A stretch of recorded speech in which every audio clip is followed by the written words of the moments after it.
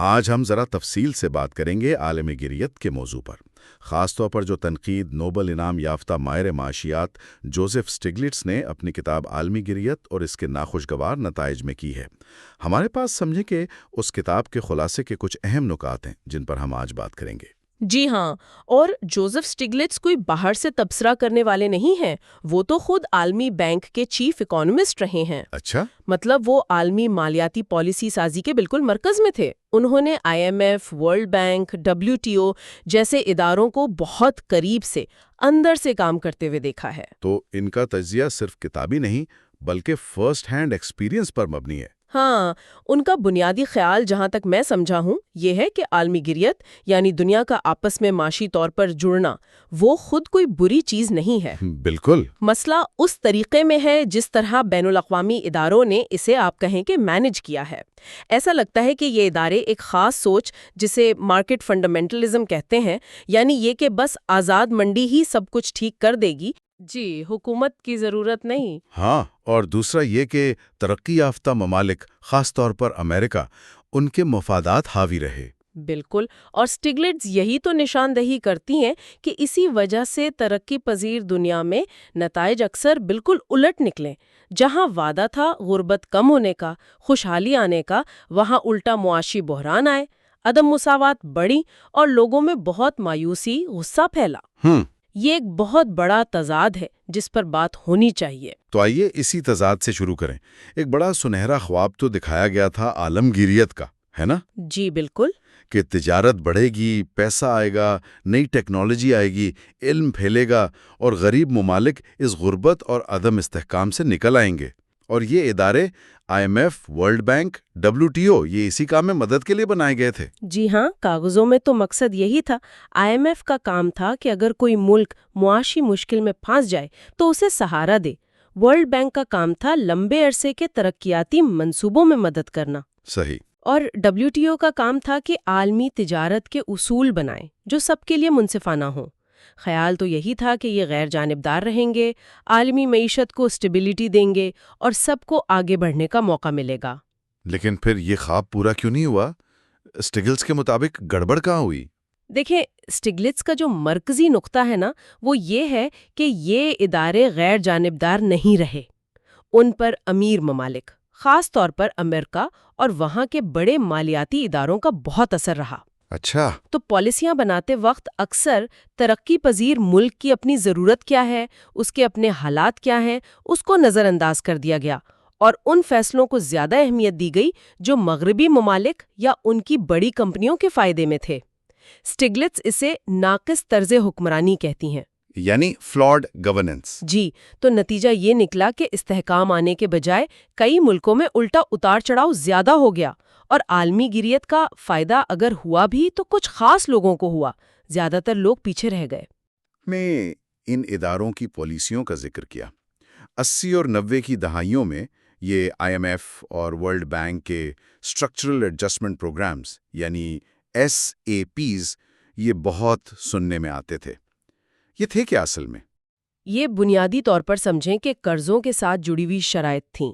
اگر کسی ترقی پذیر ملک کو قرض چاہیے تو اسے یہ شرطیں ماننی پڑتی تھیں۔ کیا شرطیں ہوتی تھیں عام طور پر؟ ان میں عام طور پر ہوتا تھا کہ سرکاری کمپنیاں بیچ دیں یعنی نجکاری کریں، تجارت پر سے ساری پابندیاں ہٹا دیں یعنی لبرلائزیشن، پھر جو بنیادی چیزوں پر سبسڈی ہوتی ہے جیسے کھانے پینے کی اشیاء پر یا پیٹرول پر وہ ختم کر دیں، اور سرکاری خرچے خاص طور پر تعلیم، صحت جیسے شعبوں میں بہت کم کر دیں، جسے آسٹیرٹی یا مالیاتی کفایت شعاری کہتے ہیں۔ بظاہر تو مقصد یہی بتایا جاتا ہوگا کہ اس سے معیشت زیادہ ایفیشنٹ ہو جائے گی، ترقی تیز ہوگی۔ جی، دعویٰ تو یہی تھا۔ لیکن سٹیگلٹس کی تنقید کیا ہے اس پر؟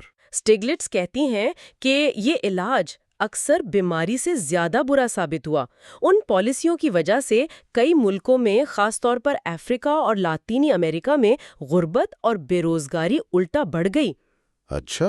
جی، جب حکومتوں کو مجبوراً IMF کی شرطیں پوری کرنے کے لیے تعلیم اور صحت کا بجٹ کاٹنا پڑا تو غریب لوگوں کے لیے یہ سہولتیں اور کم ہو گئیں۔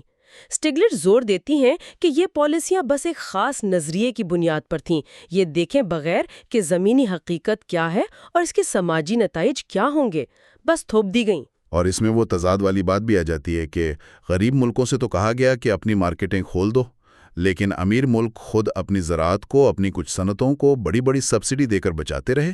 بالکل، یہی وہ ٹوٹے ہوئے وعدے ہیں جن کا اسٹگلٹس بار بار ذکر کرتی ہیں۔ عالمگیریت کو تو ایسے پیش کیا گیا جیسے یہ غربت کا علاج ہے، لیکن ان پالیسیوں کی وجہ سے بہت سے ممالک الٹا قرضوں اور بیرونی انحصار کے ایک جال میں پھل گئے۔ اور پھر وہ انتخاب کی آزادی والی بات، کہنے کو تو یہ ملک خود مدد مانگتے تھے، لیکن قرض کے ساتھ شرطیں اتنی سخت ہوتی تھیں کہ عملی طور پر ان کے پاس کوئی چوائس ہی نہیں رہتی تھی۔ یعنی مجبوری تھی۔ جی، فیصلے اکثر واشنگٹن میں بیٹھے کچھ لوگ کر رہے ہوتے تھے اور ان ملکوں کی اپنی منتخب حکومتیں بے بس ہو کر رہ جاتی تھیں۔ اسٹگلٹس نے اسے جمہوریت کا خسارہ کہا ہے، ڈیموکریسی ڈیفیسٹ۔ مطلب ایک ہی فارمولا سب پر لگانے کی کوشش کی گئی۔ بالکل، یہ ون سائز فٹس آل والی جو سوچ تھی، یہ اسٹگلٹس کی تنقید کا ایک بہت اہم حصہ ہے۔ ہر ملک کی تاریخ الگ ہے، ثقافت الگ ہے، ادارے الگ ہیں، ترقی کا لیول الگ ہے۔ جو پالیسی ایک جگہ شاید کام کر جائے وہ دوسری جگہ تباہی لا سکتی ہے، لیکن IMF اور ورلڈ بینک اکثر ایک ہی قسم کی اصلاحات ہر ملک پر لگانے پر اصرار کرتے رہے۔ اس ناکامی کو سمجھنے کے لیے اسٹگلٹس کچھ مثالیں بھی دیتی ہیں۔ 1997 کا جو مشرقی ایشیا کا مالیاتی بحران تھا، جی، وہ بہت اہم مثال ہے۔ تھائی لینڈ، انڈونیشیا، جنوبی کوریا، یہ تو ایشین ٹائیگرز کہلاتے تھے، اچانک کیسے بحران میں آ گئے؟ اور جب یہ ممالک مدد کے لیے IMF کے پاس گئے تو ان پر بہت سخت آسٹیرٹی یعنی خرچے کم کرنا، شرح سود بہت زیادہ بڑھا دینا اور بینکوں کو فوراً بند کرنے جیسی پالیسیاں لگائیں گئیں۔ IMF کا خیال تھا کہ اس سے سرمایہ کاروں کا اعتماد بحال ہوگا، لیکن اسٹگلٹس جو اس وقت ورلڈ بینک میں تھیں وہ دلیل دیتی ہیں کہ ان اقدامات نے بحران کو کم نہیں کیا بلکہ اور گہرا کر دیا۔ اچھا۔ معیشتیں بری طرح سکڑ گئیں، لاکھوں لوگ بے روزگار ہو گئے اور معاشرے میں بڑی بے چینی پھیلی۔ تو یہ تو الٹا ہو گیا، IMF کی مدد نے نقصان پہنچایا، کیا کوئی اور راستہ تھا ان کے پاس؟ اسٹگلٹس ملیشیا کی مثال دیتی ہیں۔ ملیشیا نے IMF کی زیادہ تر شرطیں ماننے سے انکار کر دیا۔ اوہ! جی، انہوں نے سرمائے کے باہر جانے پر وقتی پابندیاں لگائیں یعنی کیپٹل کنٹرولز، تاکہ سٹے بازی رکے اور اپنی معیشت کو سنبھالنے پر توجہ دی۔ نتیجہ یہ نکلا کہ ملیشیا اس بحران سے نسبتاً جلدی اور کم سماجک قیمت ادا کر کے نکل آیا۔ اسٹگلٹس کے لیے یہ ثبوت تھا کہ IMF کی پالیسیاں بس ایک نظریاتی ضد پر مبنی تھیں، عملی نتائج پر نہیں۔ ایک اور بڑی مثال روس کی ہے۔ سوویت یونین کے ٹوٹنے کے بعد وہاں تو بالکل ایک نیا سسٹم بنانا تھا۔ مغرب نے، IMF نے وہاں کیا مشورہ دیا؟ وہاں شاک تھراپی کا مشورہ دیا گیا۔ شاک تھراپی مطلب یہ کہ راتوں رات ایک جھٹکے میں سارا ریاستی کنٹرول ختم کر کے مکمل آزاد منڈی اور نجکاری نافذ کر دی جائے، ایک دم سے۔ خیال یہ تھا کہ اس سے بہت تیزی سے ایک اچھا سرمایہ دارانہ نظام بن جائے گا۔ لیکن نتیجہ تو سنا ہے بہت برا نکلا تھا۔ بالکل، نتیجہ تباہ کن تھا۔ جو سرکاری اثاثے تھے، جو عوام کی ملکیت تھے، وہ کوڑیوں کے دام کچھ ایسے لوگوں کو بیچ دیے گئے جن کے سیاسی تعلقات تھے۔ اس سے وہ اولیگارکک طبقہ پیدا ہوا جو راتوں رات ارب پتی بن گیا۔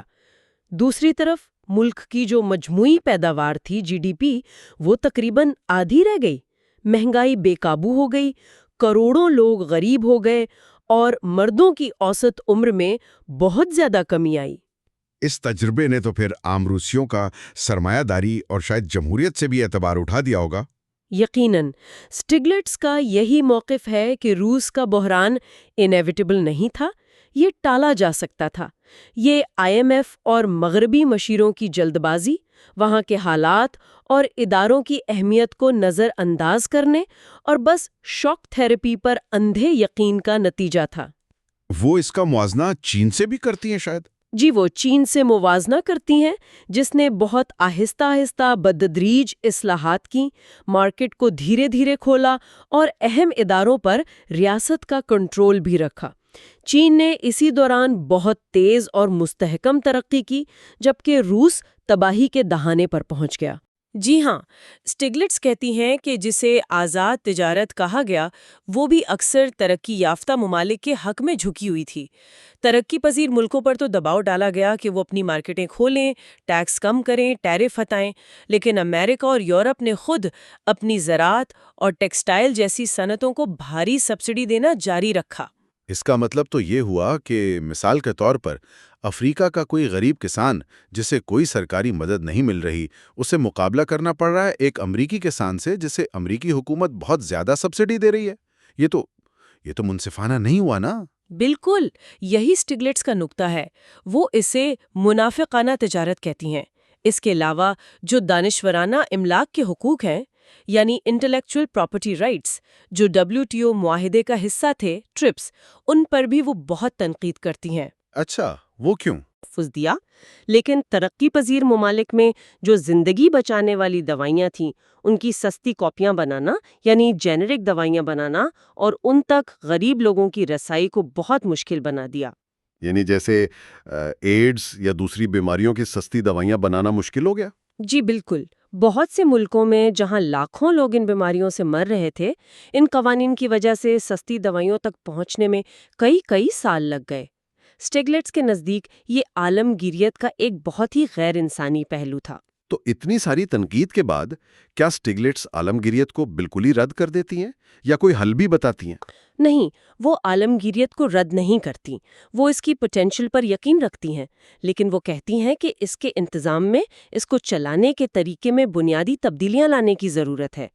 وہ شاک تھراپی کے بجائے اصلاحات میں ترتیب یعنی سیکوینسنگ کی بات کرتی ہیں۔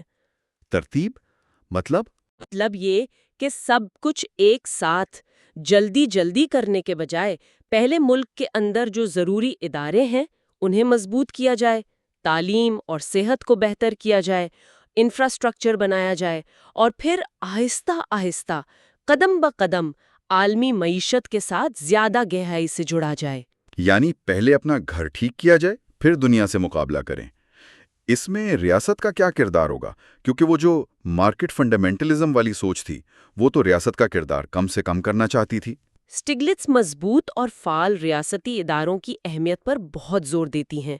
وہ کہتی ہیں کہ مارکیٹیں خود بخود ٹھیک کام نہیں کرتیں، انہیں ریگولیٹ کرنے کے لیے، اجارہ داریوں کو روکنے کے لیے، ماحول کی حفاظت کے لیے، مزدوروں کے حقوق کے لیے، اور جو کمزور طبقے ہیں ان کو سماجی تحفظ دینے کے لیے ایک مؤثر ریاست کا ہونا بہت ضروری ہے۔ اصلاحات بھی ایسی ہوں جو بتدریج ہوں، وہاں کے مقامی حالات کے مطابق ہوں اور ملک کی اپنی قیادت میں ہوں۔ انہیں پالیسی کی گنجائش یعنی پالیسی سپیس ملنی چاہیے، مطلب یہ آزادی کہ وہ اپنی ترجیحات اور اپنی رفتار خود طے کریں، بجائے اس کے کہ IMF یا ورلڈ بینک باہر سے آ کر ان پر اپنی مرضی مسلط کریں۔ اور خود ان عالمی اداروں میں کیا تبدیلی آنی چاہیے؟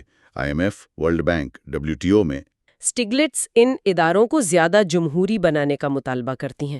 ان میں ترقی پذیر ممالک کی آواز، ان کی نمائندگی بڑھنی چاہیے۔ صحیح۔ فیصلے کیسے ہوتے ہیں، اس عمل میں زیادہ شفافیت ہونی چاہیے، اکاؤنٹیبلٹی ہونی چاہیے، اور ان اداروں کی ترجیحات بدلنی چاہیے۔ صرف مالیاتی استحکام اور سرمائے کی آزادانہ نقل و حرکت پر ہی سارا زور نہ ہو، بلکہ غربت میں کمی، پائیدار ترقی، ماحولیاتی تحفظ، روزگار کے مواقع پیدا کرنا، ان مقاصد کو اولویت دینی چاہیے۔ یعنی ایک ایسی عالمی گیریت جو صرف بڑی کمپنیوں کے منافعوں کو نہیں بلکہ عام انسانوں کی بھلائی کو، ان کی فلاح و بہبود کو مرکز میں رکھے۔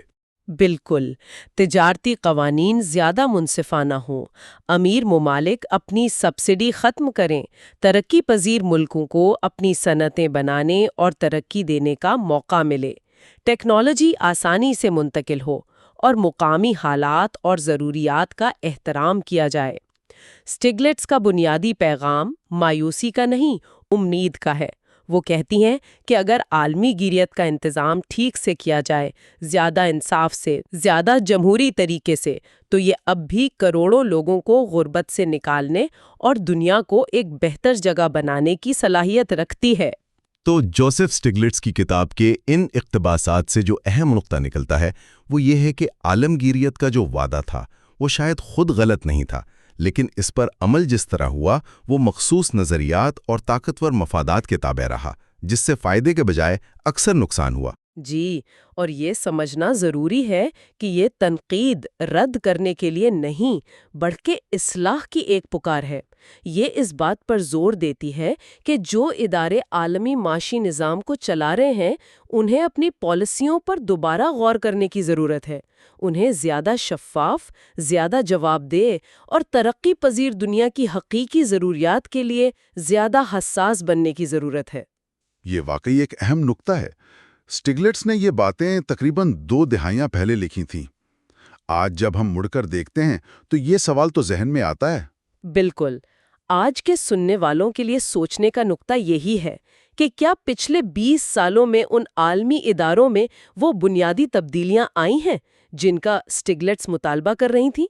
کیا عالمی گریت آج زیادہ منصفانہ ہے، زیادہ برابر ہے، یا وہی پرانی طاقتیں اور وہی پرانی سوچیں اب بھی حاوی ہیں؟ وہ کون سی نشانیاں ہیں جن پر ہمیں نظر رکھنی چاہیے یہ سمجھنے کے لیے کہ ہم صحیح سمت میں جا رہے ہیں یا تاریخ اپنے آپ کو دہرا رہی ہے؟